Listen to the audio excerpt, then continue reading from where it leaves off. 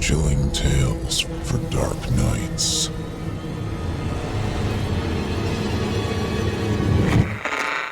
Want to make sure you never miss a Chilling Tales for Dark Nights video again? Be sure to subscribe and hit that bell to turn on notifications.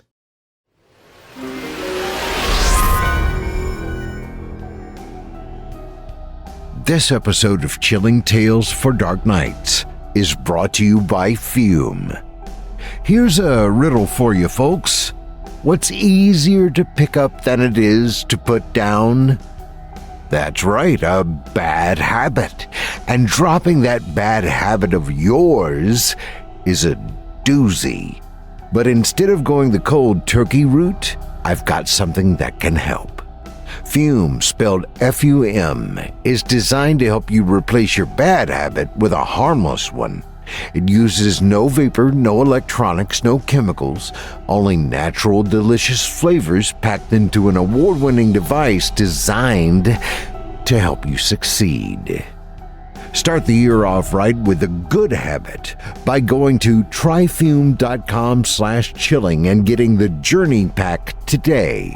Fume is giving listeners of the show 10% off when they use my code CHILLING to help make starting the good habit that much easier. Start the good habit at tryfume.com/chilling to save 10% off the Journey Pack today.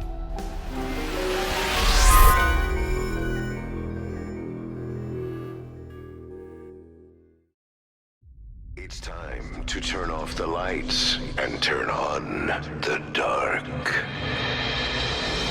Chilling tales for dark nights.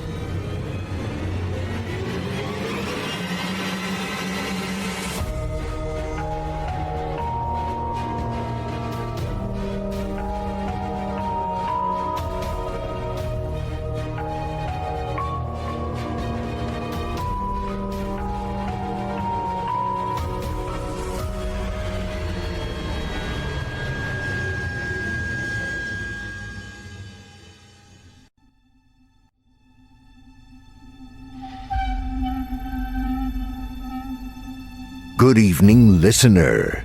You're listening to Chilling Tales for Dark Nights.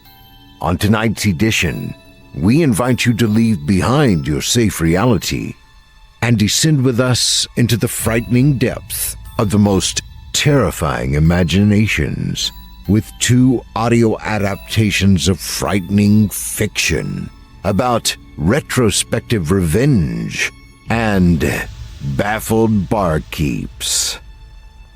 I'm your host, Steve Taylor, and tonight I'll be your guide as we traverse the dimly lit corridors of your darkest dreams. Joining us tonight to help bring to life the frightening fiction of Johnathan Lowe and Nathan Peele are voice talents Nick Goroff, Danielle Hewitt, Rissa Montañez, and Kyle Stroud. Now, get your ticket ready. Take your seat in our theater of the minds and brace yourself. It's time to turn off the lights and turn on the dark. Our first tale this evening is written by Johnathan Lowe and is performed by Nick Goroff. In it, a man who suffered a lifetime of pain seeks to even the score with the one who wronged him long ago. Now, without further ado, I present to you Fate's Shadow. So, anyway, I've always known who to blame for what's happened to me. Not that I thought about him all that often. Over the past 30 years, his name has only popped up maybe 600 or 700 times, tops. What kept bringing it back wasn't chronic pain, so much as my need to let go of the past. Because as you and I both know, the past is what made us who we are. And being stuck there is about as fun as being a dog reaching the end of its chain. Travis. What did he do to me? Nothing much.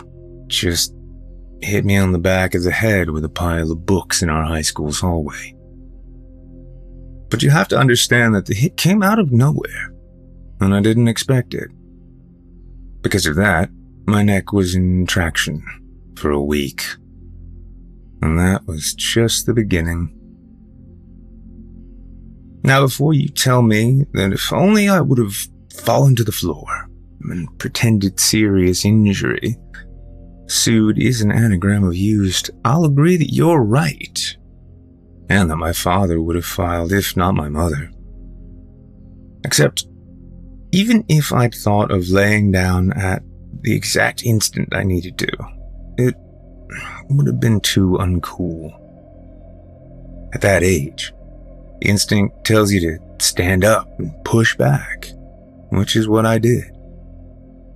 And after we both went to the principal's office, my antagonist went on to graduate, as did I. Only about 5 years later, I started having these horrific headaches. Developed osteoarthritis with pinched nerves in C4 and C5, including a lot of numbness in my left hand and a continual ringing in my ears. After about 9 more years of quack chiropractors and physical therapy, I had a botched operation, which led to a fusion surgery and left me unable to turn my neck independent of my shoulders. As for the headaches, the numbness, and the tinnitus, they resumed. So did my thoughts about how easy everything had been for Travis. The money, the girls, the popularity. What had he done? Nothing much, other than to ridicule, taunt, and then attack a poor skinny kid who had work after school. A friendless wimp who was later forced to take drugs for the pain caused by being whacked down hard from behind with 5 textbooks in a jesting disdain. Okay. I know that they say the causes of osteoarthritis can't be pinpointed. There could be any number of factors involved, like environment, genetic abnormality, diet, virus, accident. But I think we both know the truth, don't we? So, can we really call it an accident? What happened to me? I'll agree with you that the bestseller Travis wrote was an accident. All the critics agree on that, calling it trite, sentimental, sappy romance about a handicapped war veteran who woos a beauty queen. It might even be a fluke that Travis later owned what they call an estate and married a younger woman who wore Versace and Fendi and Gucci. But was what he did to me anything like an accident? I think not. But at least I was willing to give him the benefit of the doubt by finding out. I first saw Fate's Shadow at Amazon.com late one night. That led me to a piece in Time about Travis's much-talked-about marriage to a fashion model for Taylor & Klein, a rising actress who'd appeared on the covers of such magazines as Vogue, In Style, and later, Maxim. Travis discovered Gerda Rosewood 4 years previously at UNC, back when he taught history and philosophy there. Then, Gerda dropped out of college during her sophomore year when she was offered a lucrative modeling contract. And Travis gave up his tenure to become the father figure she never had. Taking the post of assistant professor at City College in New York in order to be near her, he was soon attempting to turn his love letters to her into a novel. And when Harlequin accepted and rushed the novel into publication, along with several dozen others that month, it surprised everyone by quickly climbing the charts out of obscurity and onto the New York Times bestseller list. At that, Gerda was wooed. She became Travis's Lolita, then his wife. Meanwhile, the parallels between his fictional story and his real life only added to the mystique and sales. So, when the book hit #1, Miramax bought the film rights, and the studio's execs signed Gerda herself to star. It's just such a wonderful Hollywood love story, isn't it? The kind you get flashed at you on Extra or Entertainment Tonight or Access Hollywood or The Tonight Show. But you want to hear an irony that you aren't getting on the news? For a long time, I struggled to be a writer too. That's right. While Travis taught history in college, I took night classes at one of those strip mall colleges for a time, although it wasn't a substitute. Of course, after my parents died with cancers, lung and colon, I mostly drifted from job to job, while avoiding the trap of making little replicas of myself without even knowing who I was. Probably wouldn't shock, nor even interest you to learn that I inhabited at least a dozen dorm-style, no-frills, low-rent block-wall apartments at the nadir of human existence, and that during my many long and lonely years of scribbling in notebooks, I found myself restocking various retail store shelves with shoes, basketballs, duct tape, AA batteries, disposable diapers, toilet bowl cleaner, and 1,000 other items consumed by the faceless masses. Shall I mention the roaches? Or the fact that I had to wear a collar at night to prevent excessive neck pain? Or that I didn't have a real girlfriend in all that time? Maybe I should tell you and Jay Leno about my days off instead. When I walked to the mall, just to be someplace cool where I could watch a movie and pretend possession of some purpose like everyone else pretended. No, you wouldn't want to hear about that. You got the picture already. You would probably never like me. A loser without direction. Except for where the urgent advertising of Madison Avenue directs us all with their deceptive ads that promise something more than what you get, which is just plastic and trans fatty foods and stylish clothes made in Mexico or Taiwan by malnourished children.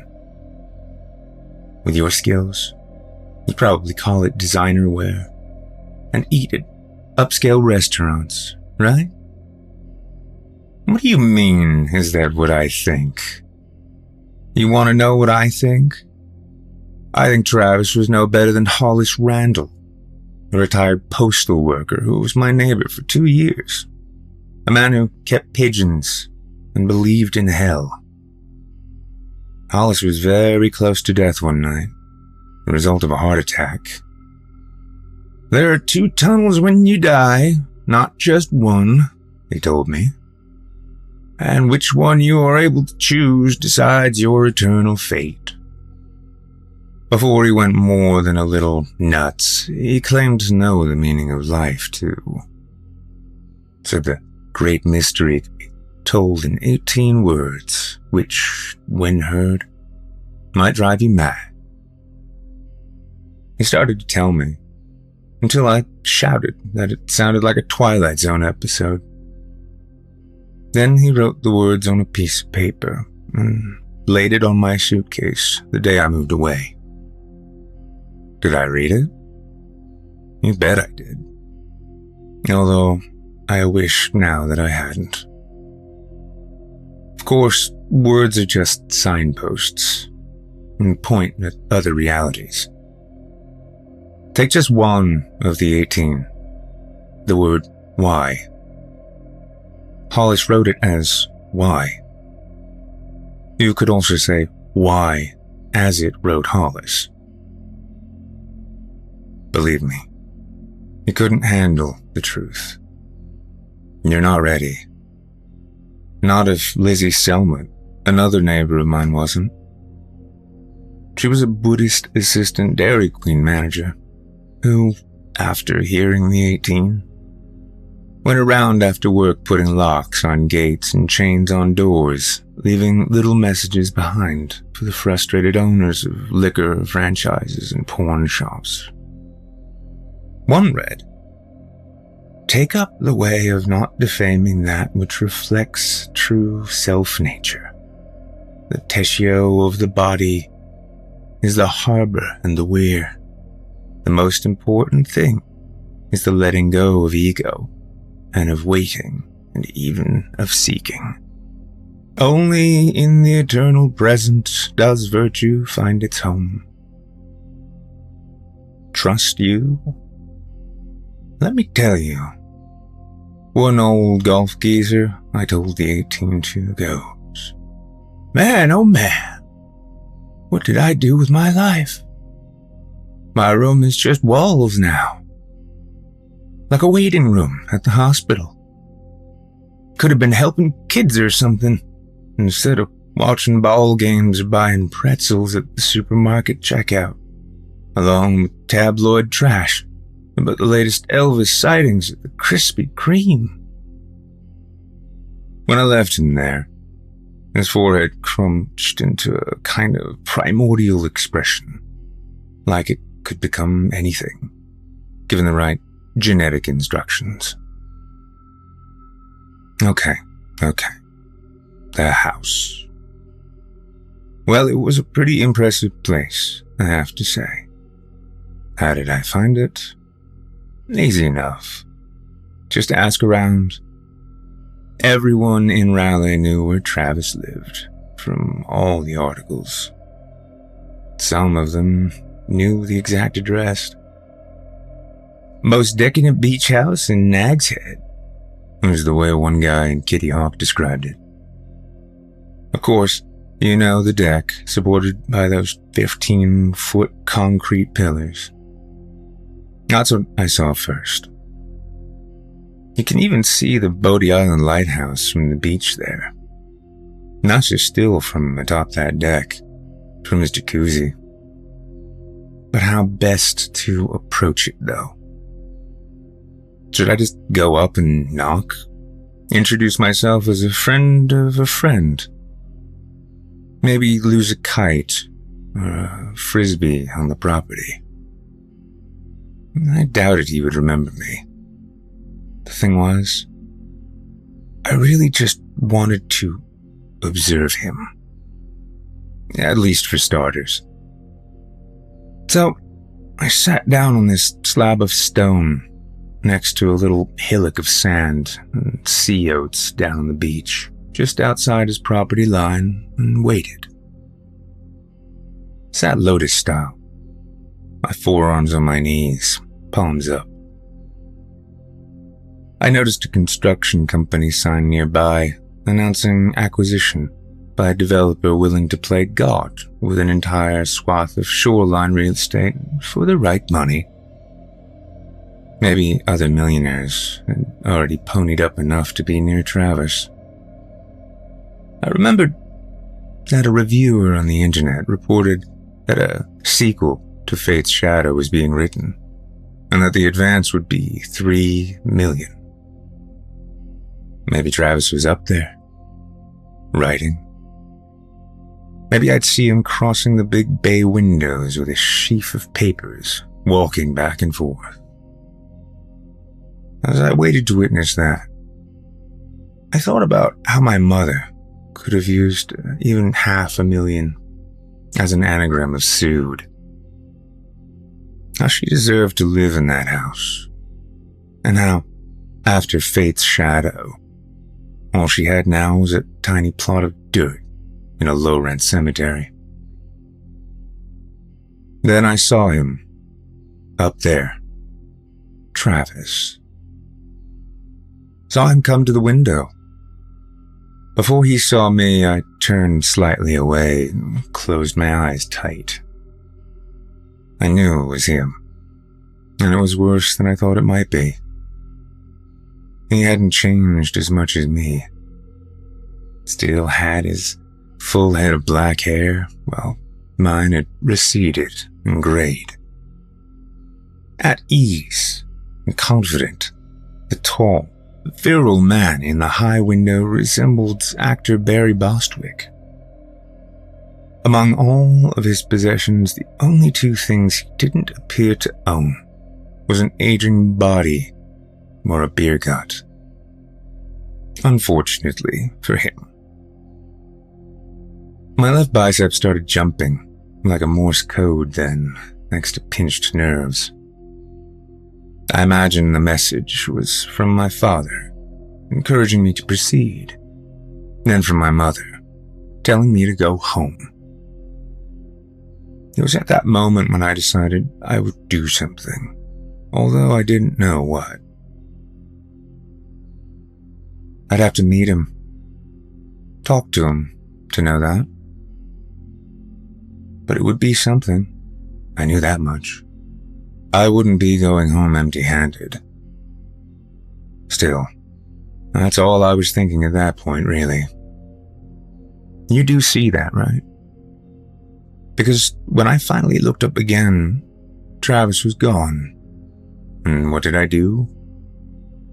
I walked back to my car, got a hotel room, and went to sleep.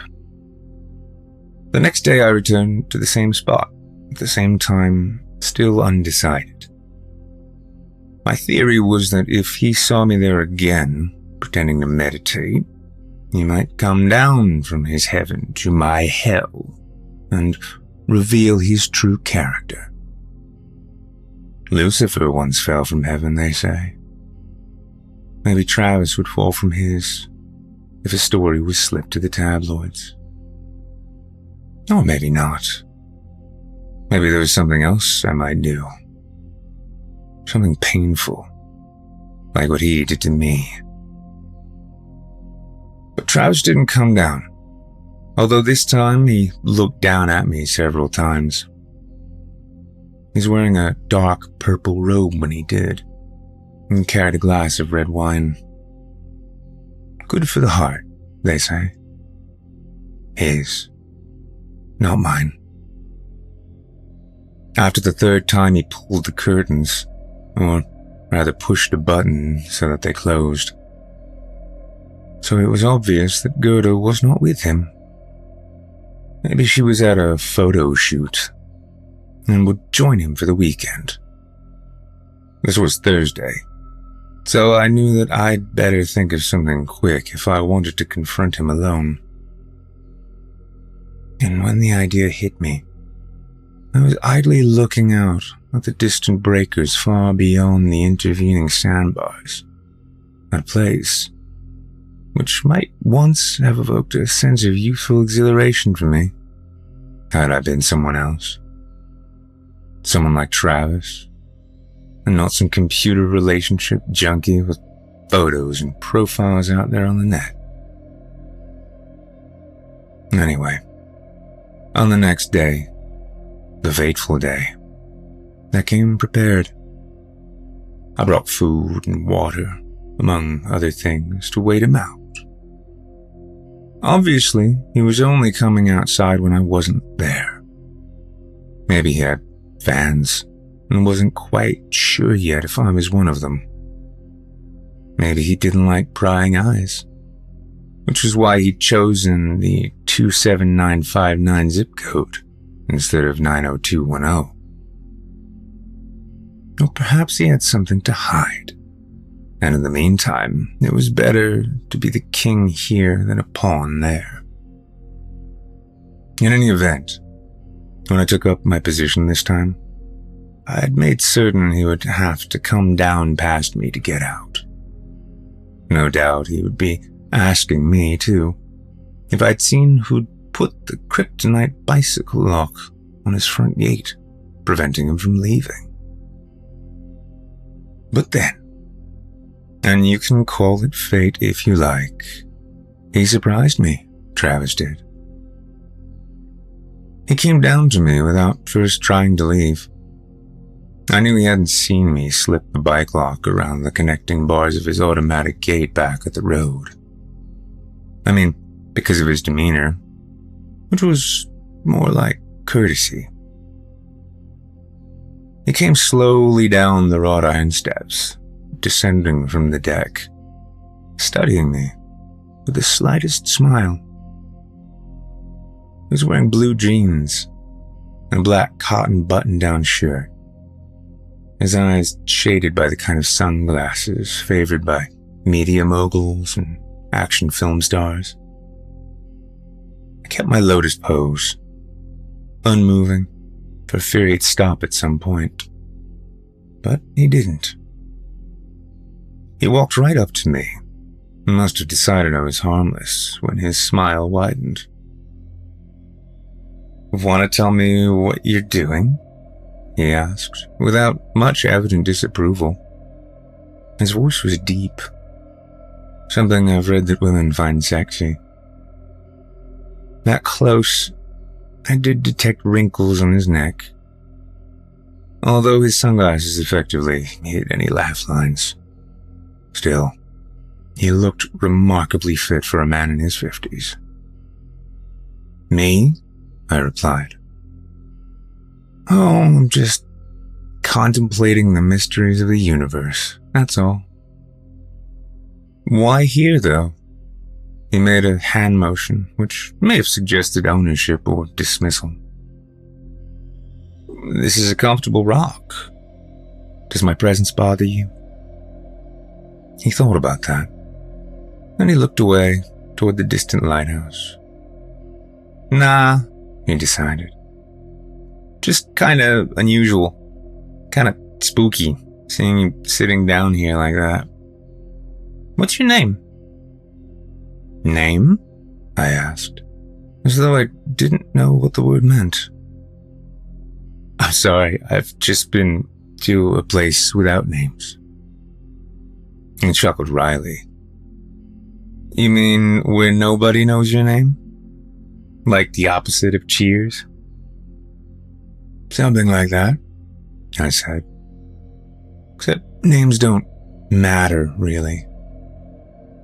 I grasped a handful of sand and let the grains slowly filter through my fingers. "What name would you give to each of these grains, for instance?" "Moments of time, perhaps, like sands in an hourglass." "Now, and now, and now, and..." He huffed air from his nose, smiling and nodding. "You're far out," he said. "You're right," I admitted. "But would you try to imagine something for me? Just imagine 2 points in empty space, with nothing but a vast vacuum between them. And that you are one of those points, and someone you know is the other." "Who?" "That doesn't matter," I said. Okay. Now tell me, what is it that determines the distance between you and this other person?" "I don't know," he replied, this time with a trace of annoyance in his tone. "What do you mean?" "Okay, when you move toward this person in empty space or away from them, through what are you moving?" He shook his head, crossing his arms. "Nothing." "Nothing," I repeated. "But if there's absolutely nothing between you, how can you be so far apart? And is there a limit to how far apart you can be? If there's no limit, then what you call space must be infinite, and you do not even know what it is. But it is obviously something, because without it, nothing could exist. So nothing does exist. Do you see? Nothing matters." "That's pretty clever," he said, putting his hands on his hips. "So have you never felt the space inside you?" inside me. The place where you live, inside. The infinite space, just like that space out there. Here I pointed toward the ocean, the sky. Space where time is an illusion, just as your physical body is only a shell. Where what you can't see, what people call nothing, matters most. The one true reality. Travis cocked his chin, looking at me. Hey, you want to come up for a drink? He said, finally. We sat in his living room, or rather, great room, drinking single malt scotch. Told me he was tired of doing interviews and talking about books and movies, and that it was nice to meet someone genuine like me. I pretended ignorance of the fame, which had enabled him to afford a 4,600 square foot luxury home on the beach, with cathedral ceilings, teak furnishings, Italian marble tables and countertops, and a 95-inch flat-screen HD TV which hung on the wall like a piece of modern art, next to an original Warhol. He tried to impress me, if only to test me. But I clung to character, like the actor who doesn't know if he'll ever work again.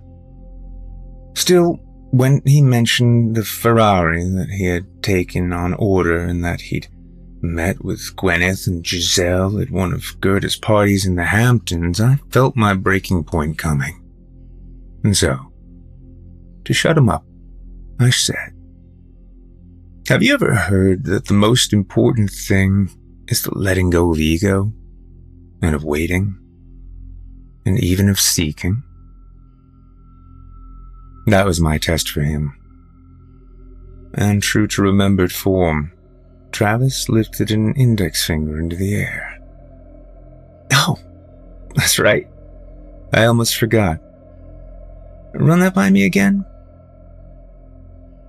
The tissue of the body is the harbor and the weir, I said, watching him with a steady, judging gaze. Only in the eternal present does virtue find its home. He didn't appear to be nearing the end of his curiosity about me, or rather his need for a drinking buddy. Not quite yet, unfortunately for him. That's really deep there, Deepak, he said. And you know, I'm all for the present too. The past is what sucks. Virtue? Come on. Where's the fun in that? You sound like one of those writer wannabes who plague me, begging advice on how to make the big time. Them with their pithy quotes, bad poems, and pathetic diaries. And what advice do you give them? I asked, as calmly as I could manage. He chuckled. Advice? I tell them to try the lottery. You need luck to win at that game too. He laughed giddily as he poured himself another. Anyway, writing is like a drug for those losers. They can't stop, but who the hell cares? They should realize it's a game only the top 50 can win. The lists, people who rewrite the same story year after year. Which is what I plan to do too, by the way, now that I'm in. He slurped greedily at his scotch. Oh, it was all explained to me by the big boys in New York and LA. You should have heard him. Good thing my luck held up long enough to get me there. Means this is just a starter house, my man. Want to see my work table? Looks like a lazy Susan. Work on a book, turn it. Work on a script. What's the difference?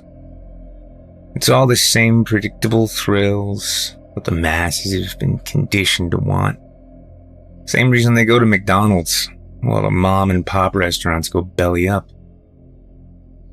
Same reason they worship golf or basketball and pony up their kids' milk money for tickets. Am I right? Unfortunately for him, he was right. And tipsy. So tipsy that when I told him the 18 words, he thought that was funny too. What did I do then? Not much. After I wrote down the 18 on a cocktail napkin and attached them to his stainless steel refrigerator door with a Hollywood tourist magnet, just so he'd remember them when sober, I came up behind him with a stack of 5 hardcovers instead of another Heineken. And while he was watching a Raiders game on his big screen, I hit him right on the top of his head as hard as I could when he leaned forward. That's all. There was an audible crack then, and I suppose that's because older necks aren't as able to sustain the kind of impact younger ones can. But you can see that it was an accident, can't you? I didn't mean to actually break his neck after all. And he wasn't dead when I left him either. I swear to you, he looked up at me from the floor and said, "I know you. You're not really a Buddhist. And you're not really a writer either," I said, pointing at the 5 copies of Fate's Shadow on the floor beside him. "You haven't suffered enough."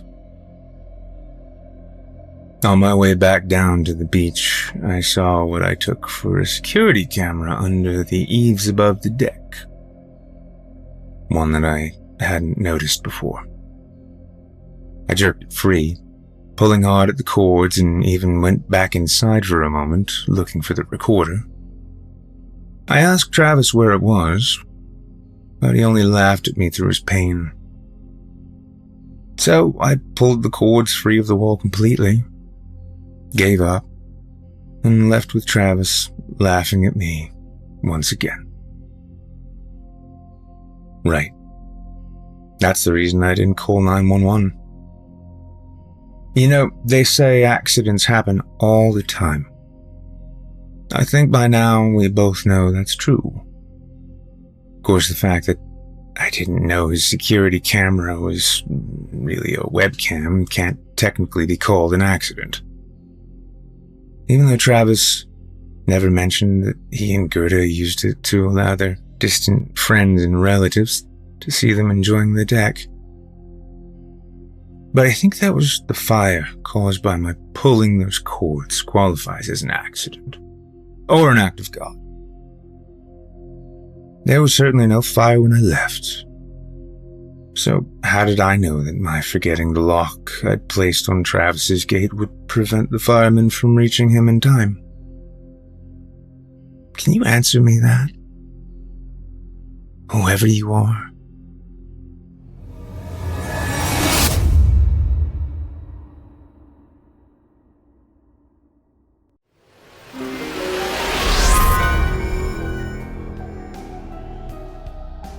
This episode of Chilling Tales for Dark Nights is brought to you by Fume. You know, breaking a bad habit is a little like climbing Mount Everest in flip-flops.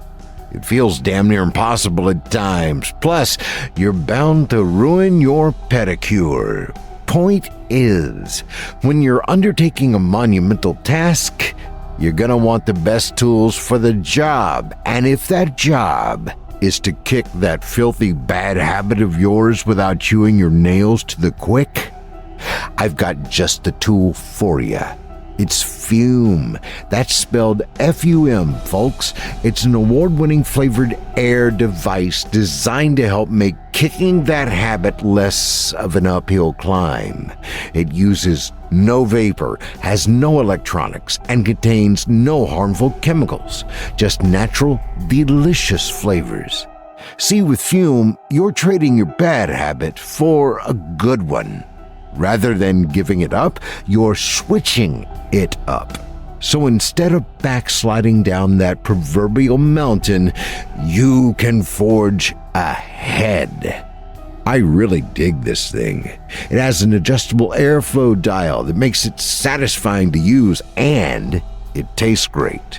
Fresh and natural, but full of flavor. Another thing I like, it's just fun to fidget with. It's got all these features to keep your hands busy, which that's great to de-stress when you're feeling anxious. Even their new magnetic stand, it's built to fidget with. Watch this. You can spin your fume around on it. Whee! Man, I haven't had this much fun in years. Hey, beats ruining your pedicure and chewing your nails off, right?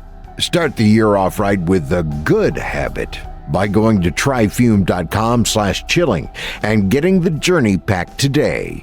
Fume is giving listeners of the show 10% off when they use my code CHILLING to help make starting the good habit that much easier. Start the good habit at tryfume.com/chilling to save 10% off the journey pack today. Thanks for your support and for supporting our valuable sponsors.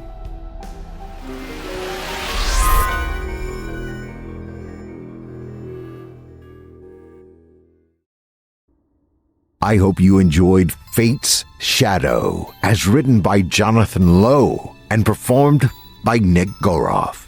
You can hear more of author Johnathan Lowe over on Friday's show, Drew Blood's Dark Tales.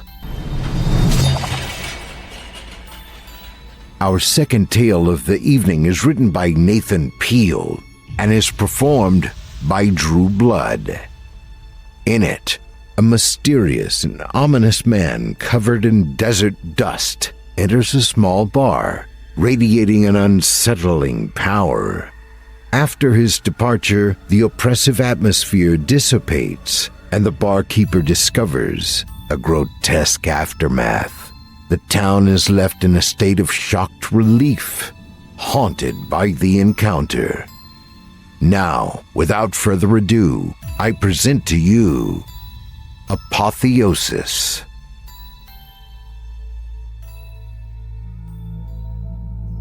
The saloon doors shrieked against their hinges as they slammed backwards. If ever there was a man, this was him. Covered head to toe in the dust of the surrounding desert, save for the small rivulets left behind by his sweat, he filled the small bar with a powerful presence. Kinda tainted, though, God-forsaken and corrupt. It was hard for those that saw him to pin down exactly what was off about him. Maybe it was the way he held himself, postured arrogantly, like everyone in the room belonged to him. Or those chromatic animalistic eyes and shit-eating grin that shoved their way into every mind in the room right alongside that strangling power. It radiated from him, reverberating in between particles of dust, smelling of bright light and cold metal and rotten flesh. His eyes scoured the room, prying their way into dark recesses and under dirty tables. What he was searching for hadn't been here. Making this stop would mean staying overnight, which he did not want to do, but if he didn't get some whiskey in him soon, there would be hell to pay. He strutted over to the grimy bar stools, wrenching that unholy power behind him, and perched smugly atop it, calling for the barkeep to slide him some spirits. The barkeeper was hesitant to comply, regarding the man with fearful caution, frozen like a scared jackrabbit. He had seen a man like him before, only once, and he never forgot it. Came in sparkling like a wildfire, chest all covered in blood, and scared everyone half to death. You could see the stab wounds in his vest. They were fresh, still steadily leaking blood, but he sat down normal as anything and ordered a whiskey. A few minutes later, a woman came in and stood in front of the doors, pale as anything and radiating a rage so palpable it hurt just to look at her. That man had lunged at her, landed a kick right in the center of her chest and sent her flying off the porch. there was a scuffle and a shrill scream, and then it got real quiet. So a few men slipped out to see what had gone down. There was the woman, slumped on her knees. The aberrant man was nowhere. She hadn't seemed too badly hurt, except her leg was skewed at an odd angle. They had run up to her to try and get her to the doctor, but couldn't move her.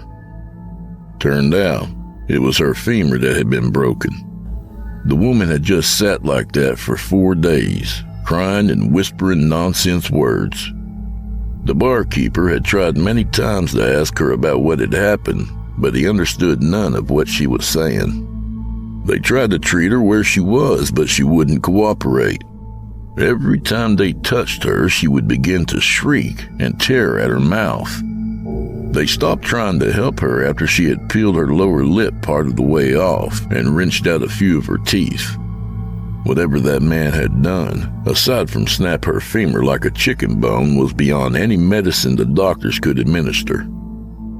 On the 4th night, she screamed and screamed. The commotion was all too much for the townsfolk, so the sheriff sent a boy to put her out of her misery. Moments later, there was a gunshot, and the screaming stopped.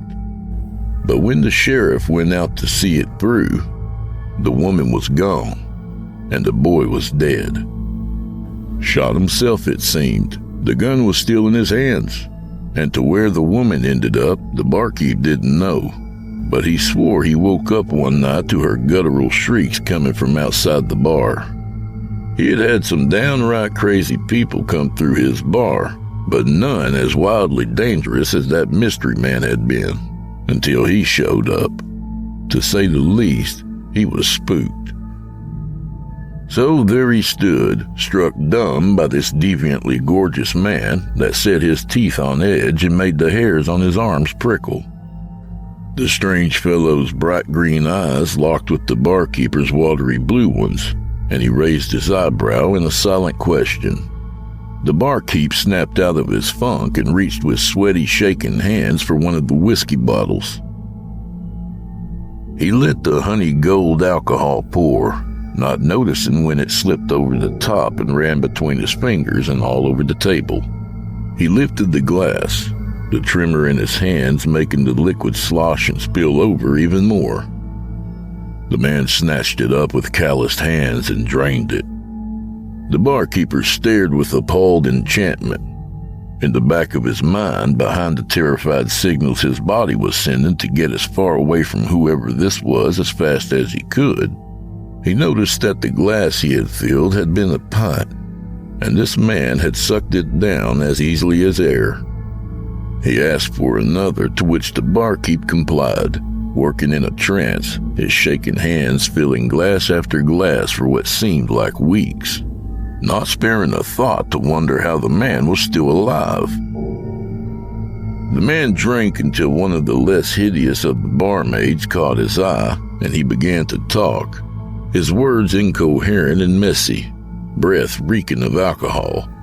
Later, the barmaid would tell her sister about the man in the bar and how pretty he was, but how there was something unreal about him that gave her pause.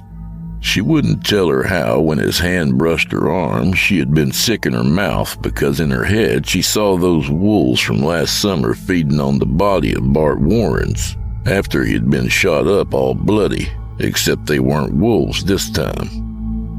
No one in the bar had left since the man had come in. Barely anyone had moved. Every single one of them sat horrified and enamored by this anomaly, fearing that if they made any motion to leave, they would be dead before their second step. Not everyone remembered the previous encounter like the barkeep did, but not a soul there didn't feel that vile energy in the room with them. At a certain point, the man just sat. The depraved presence still lingered, but it seemed to have condensed and settled above him, almost palpable. Then he spoke again, but this time it was with all the clarity in the world. He spoke with a strained reverence about something out in the desert that wasn't human anymore, something that whispered about broken things and hadn't any mouth.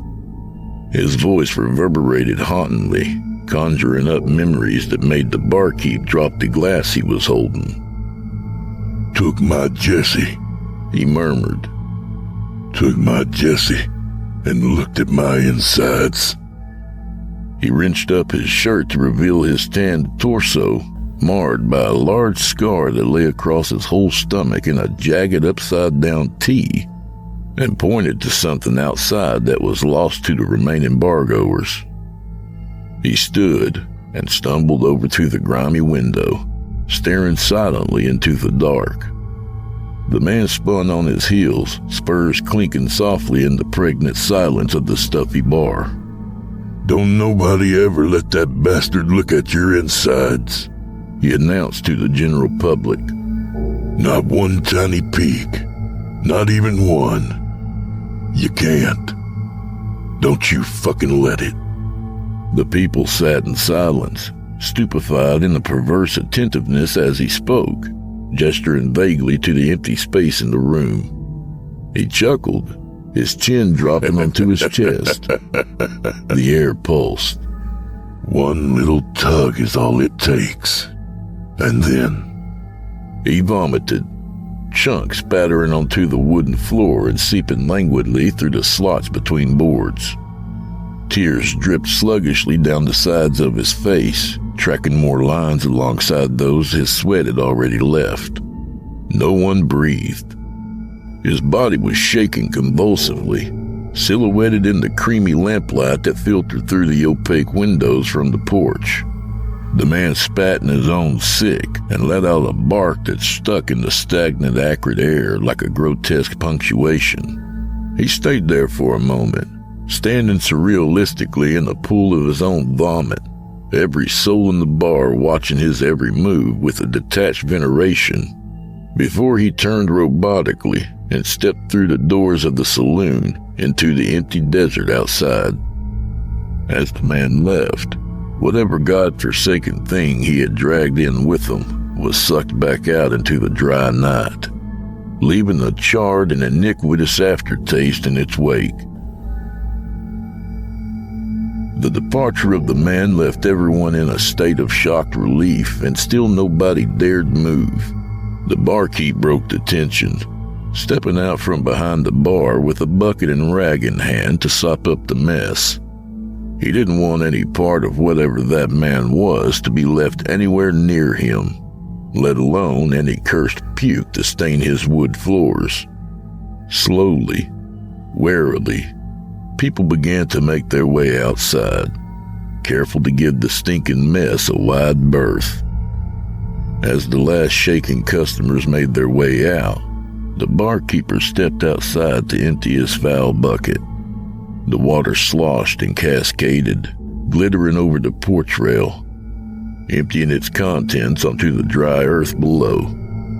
It wouldn't be until tomorrow morning that he would discover the solid mat of hair and what appeared to be several human teeth among the stinking whiskey-soaked dirt.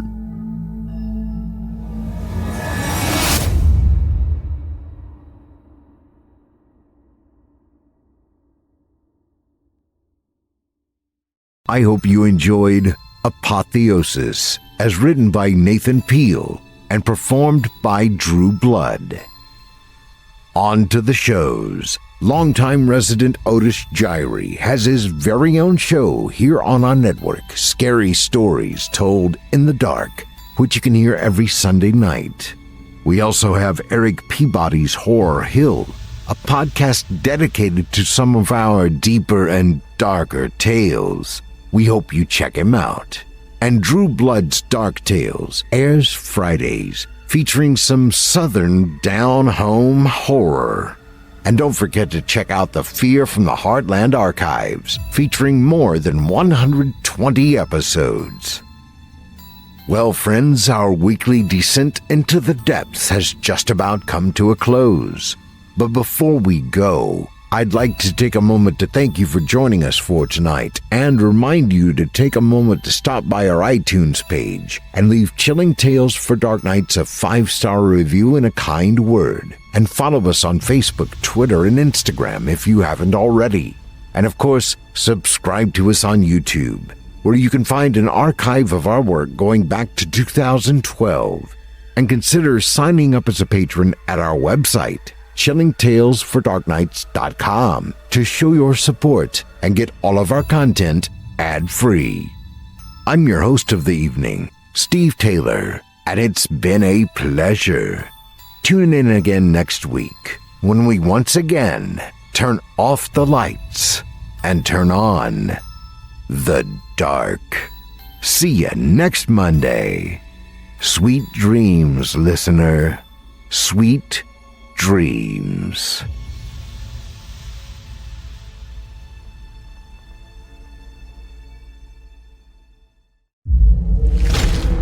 Chilling tales for dark nights.